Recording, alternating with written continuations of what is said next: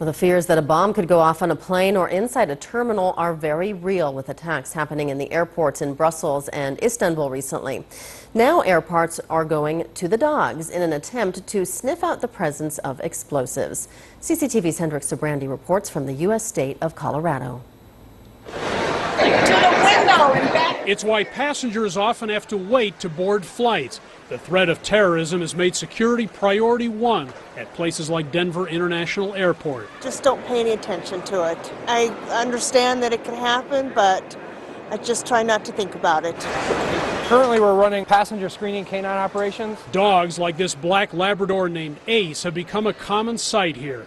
The Transportation Security Administration routinely employs bomb-sniffing canines as a first layer of defense against potential terrorist attacks. The explosive components of a bomb, we train the dog to detect that. In 1972, a TWA plane headed from New York to Los Angeles returned to New York when the airline was warned there was a time bomb on board. A trained German shepherd detected an explosive device on the aircraft just 12 minutes before it was to detonate. That incident eventually led to the widespread use of dogs to find explosives. Today, those animals and their handlers train for months to detect explosive odors. Find them, and the dog gets a toy as a reward. When they find explosive odor, we're going to give them a ball, and that's like their Super Bowl. The TSA's Shane Larson says canines are perfect for the job. I've been doing this 12 years, and every day I see it, it amazes me how intelligent and how smart these dogs are and how much drive they have to work. Dogs finally develop sense of smell sets them apart from humans. We smell an apple pie in its delicious entirety. Dogs smell the individual ingredients of the pie. They're able to break apart the various odors.